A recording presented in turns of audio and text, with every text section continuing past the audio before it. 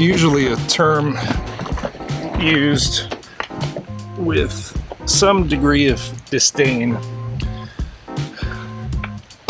by diehard catch and release anglers to describe anglers that take maybe more than their fair share. Not always poaching, not always going over your limits, but someone that takes a lot of fish, that harvests a lot of fish, and fish that other people deem as, hey, that's a game fish, that's the one that I choose to catch and release. I'm doing a little bit of that today, but it's not necessarily a fish that is in short supply. We have I'm actually on the tidal Potomac today, and I'm going to be catching some blue catfish. So I got the Take 2 loaded up. I got one cooler there, one rod, rigged up with circle hook. I don't know, what's that, a 2-3 ounce weight? I may need more depending on the tide. I got a box of whatever I need. I gotta retie more circle hooks, more weight. Hopefully I don't need that, but there'll be some areas in the tidal Potomac where you do need up to 5 or 6 ounces. Big cat circle. What else? Not a whole lot else. I mean, 2 batteries if I need to make a long run. I have one tidal creek up this way that the mouth of, I know, holds a bunch of them, and then one down in this direction, and depending on which way the tide's going is which way I'll run.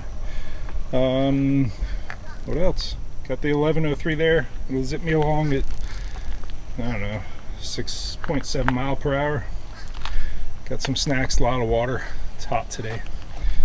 Big old leverage landing net, and using the Humminbird today, and we're gonna find them there. Drop bait. I got a thing of chicken breast there. I'm gonna slice up just one breast. That's all I need. Stays on the hook better than the chicken livers. But yeah, I'm gonna take that down to the ramp there, get started. So I'm a catch and release angler most of the time for most fish. I think back to the last smallmouth I kept. It was one that I accidentally got hooked, tried to release it a couple times after getting the hook out, and was unsuccessful. And we were camping. I said, this is not turtle food. Let's make sure that we enjoy this fish. That's been over 20 years ago. I haven't kept a smallmouth since. I've kept walleye. I'll keep snakehead, but I don't automatically keep a snakehead. They're delicious, but I value them as a game fish. I think they're more fun to catch than they are to eat, and they're good eating. But these blue cats in the tidal Potomac, they were actually put into the by Virginia Department of Game and Inland Fisheries. They were put into the James River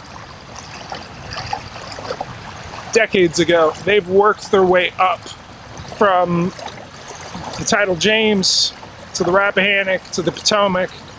Now we got them all the way through the whole Chesapeake drainage, and it's problematic. The problem is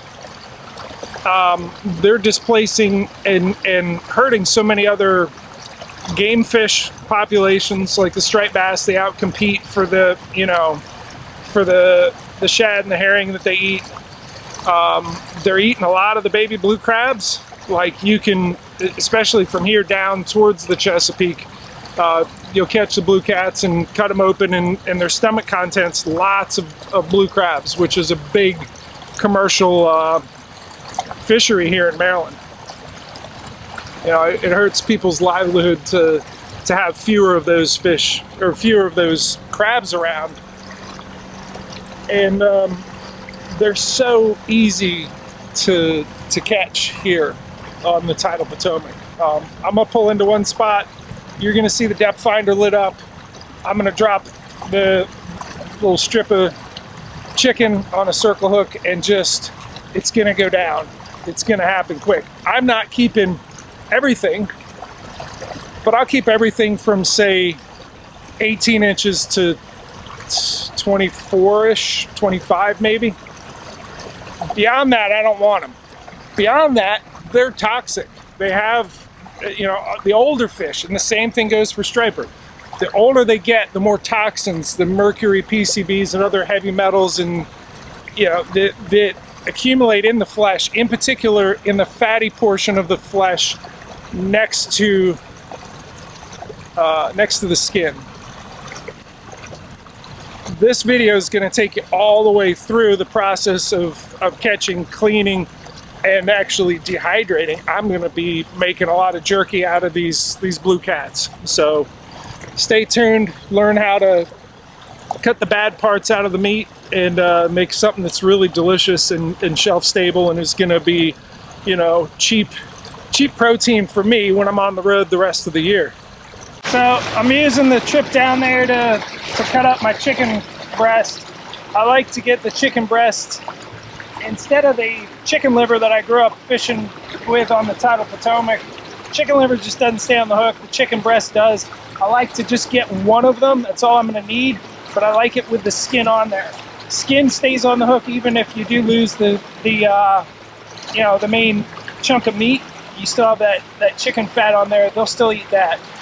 Found a concentration of them. I had one steal the bait, and this is the first one I've effectively hooked. So he's we're gonna call him an eater. Yep, much bigger than that. It was, oh my god, are you kidding me? I should have got him over the boat. That was a good eater size, and yeah, he just ripped out. Darn it. We're gonna try this a second time. Again, it's kind of the right size. The smaller ones that I'm happy to catch. And you can see more of them here on the depth finder, but no real minimum size on these, and this one will make good jerky. One thing that I will do, that if I can find my tool that I wanted to use, that my buddy Chuck Earls taught me to do with walleye up on Lake Erie, is to bleed them out. Get them, you know, cut half their gill arch and let them just bleed out a little bit. Did I get it? Yeah, reach up into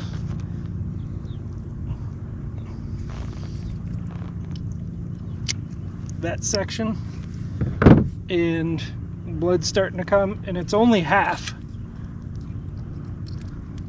I tell you, while I got him, I'm gonna get rid of his spikes too, because they're likely to get me. Okay, I'm gonna let him just lay there and fight it out and gray out, and then he'll be ready for me to fillet a little bit later. Let's see how many more of these I can add to the cooler. What's funny is this group of fish really wasn't in this area 20 minutes ago, and then I just started catching, and I think it's the tide. There's also, if you look at the side imaging, it just kind of slid off of it, but I am seeing schools of shad mixed in here.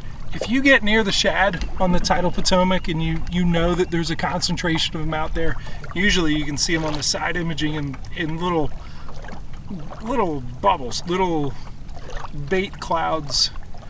I'm sorry, I'm not showing one right now, but if you're near their food source, which are the shad, you're gonna be you're going to be near the catfish.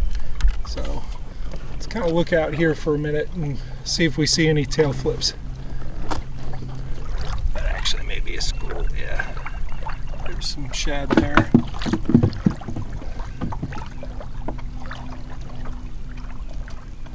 All right, let's go back to the first spot that I marked.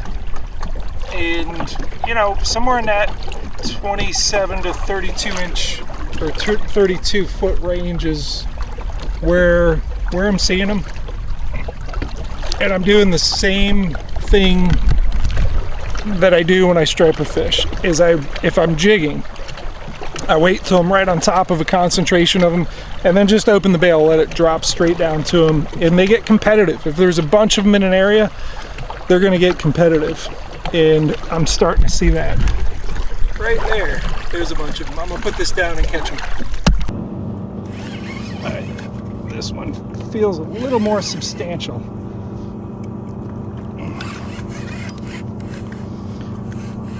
Yep, for sure. I'll get a net under this guy. Oh yeah, that's a good one. That's about the maximum size that I would want to keep, but I think I will. And that's a lot of jerky. I think it's probably a low to mid 20s fish. So he goes in the cooler. No doubt she's a goner. So these are the schools of bait fish. Those are the catfish below, and I just dropped my bait down. So that's what we're looking for.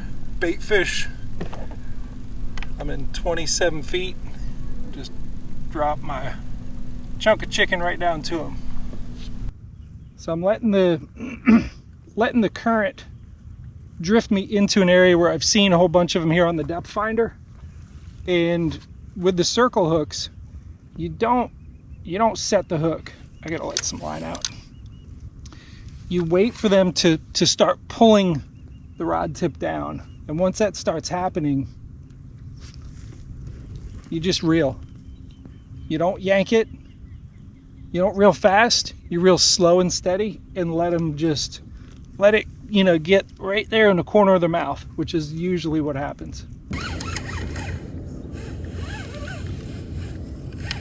Oh, is he gonna tangle up in the fish I got down there?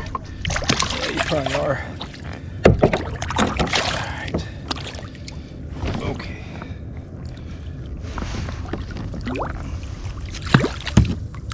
Another good eater.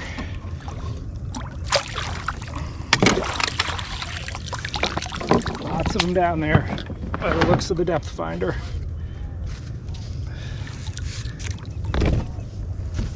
This one's only like 17, maybe 18 inches. Good size. I'm gonna get home before I run out of daylight to cut these fish up. I think I can get my marinade going tonight, which is gonna allow me to start the dehydrator probably sometime tomorrow morning. We'll see. I may feel like getting it in tonight. All right, sort of ran out of daylight here. So I got this area that's fairly well lit, and I can go over what you do to really get a catfish. The blue cat is clean a fillet as you could possibly get. It really comes down to cutting the skin off instead of what I grew up doing, where you nail the head to, you use a nail, you put it on the tree, you cut the outline of the fillet, use pliers, and just skin it. We're not skinning cats anymore. It's really just doing the part where you do outline it, but you're gonna go in and cut the fillet, and then we're gonna lay the skin side down and then cut very thinly the skin off. With the skin side down, you just cut it off. I'll jump ahead here in a minute after I get a couple of these, or at least I'll get this one done.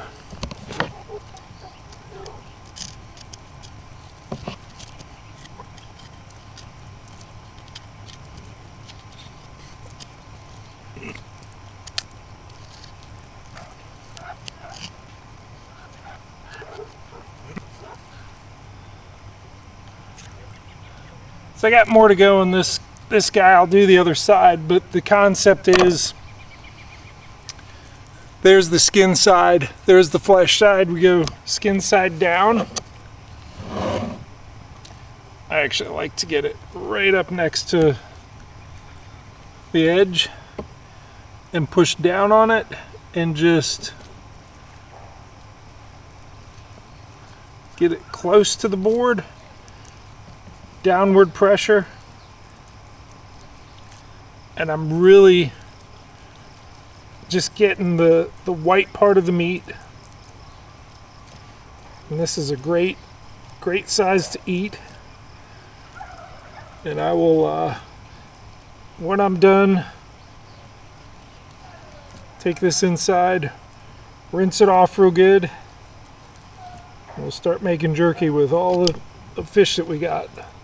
Looks like I missed that last bit, which I'll get in there. But this shows you that on the skin side, I've cut away a lot of that darker meat and a lot of the toxins. I will finish this by getting that last little bit that I didn't quite get. And I'm not going to be real greedy with it. If that last little bit isn't coming real well, so be it. I will cut 2 little slits on either side of where the spine was, where this dark meat was. I'm going to be cutting this up anyways into strips, so to cut it, I can actually pre-cut it and just remove that section. And this is just the white meat. I'll put that in my bowl that I got there. And that really, the dark meat is, if there's any toxins in the fish, that's where it's going to be, along the spine and next to the skin. That's it. We're going to jump into the kitchen after I finish the rest of these fish, get as much meat as I can out of these guys, and we'll start making some jerky. All right, I got the fillets in a saltwater bath. I'm gonna prep my marinade. I always start with ginger. I'm gonna mince that up as fine as I possibly can.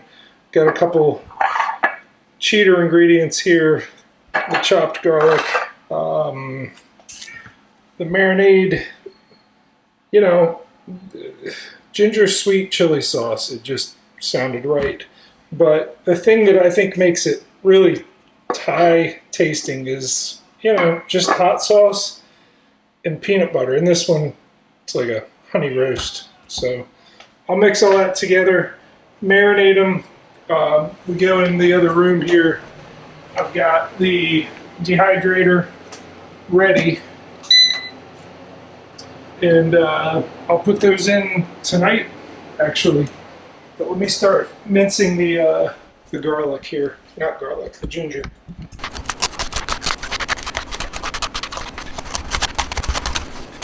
So for sure, food is medicine, and this ginger has so many good health benefits. That's all going in there. Scoop that stuff up too.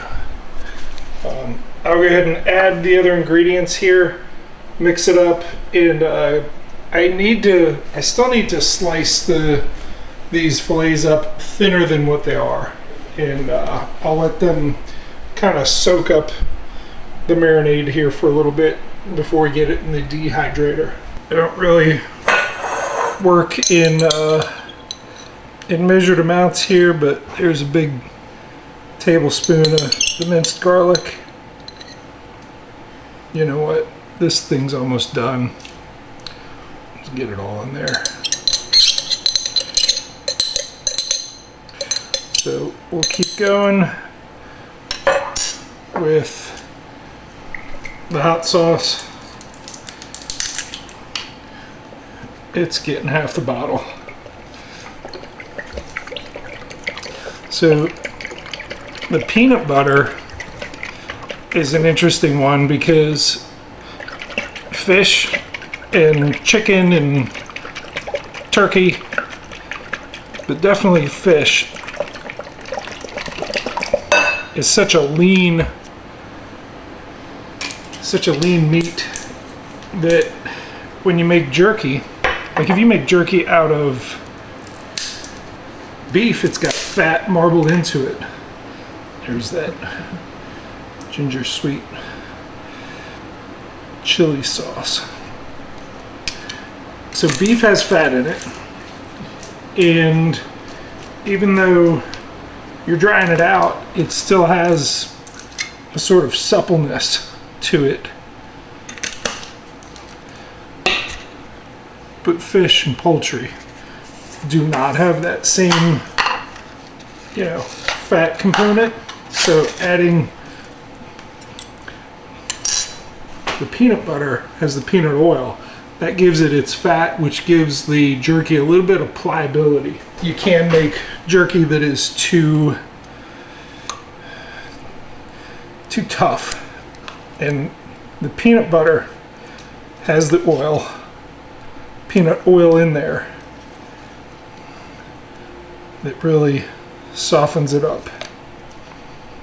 All right, so I'm gonna mash that around, mix it up. Forgot the black pepper. Nope, let's open the big one.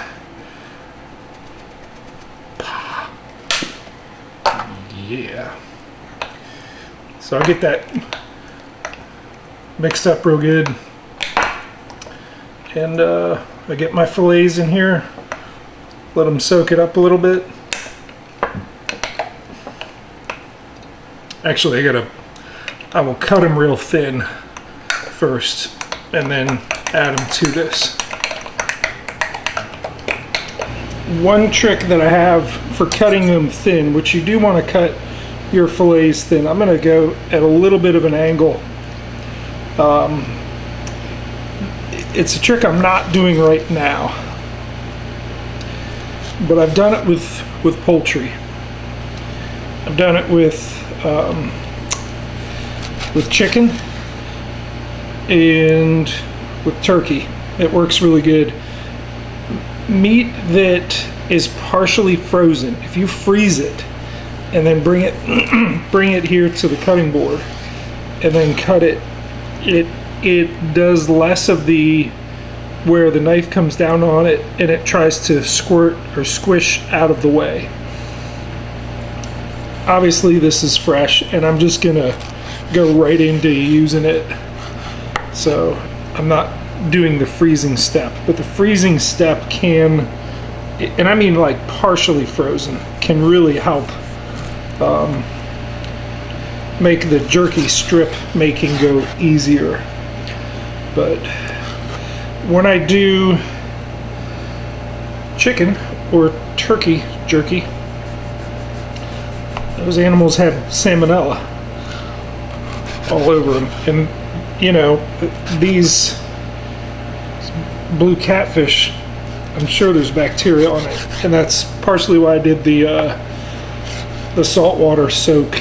But for poultry, I considered doing it with these. I still may do it in order to kill the salmonella bacteria before I turn it into jerky. I will soak it briefly in vinegar, and the vinegar is somewhat of a disinfectant, as in it'll kill the bacteria, but it also softens up the fiber of the meat so that it partially cooks it. Actually,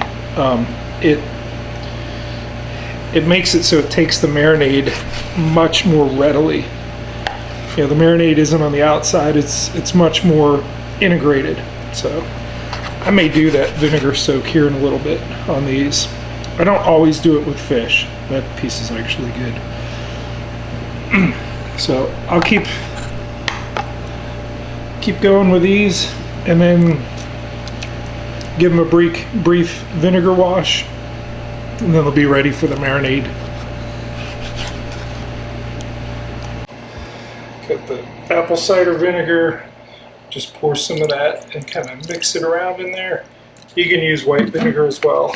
I'm going to squish that around a little bit. I don't like to let it sit for very long. It does denature the structure of the muscle fiber, and I will rinse it, but just kind of just work it around in there a little bit.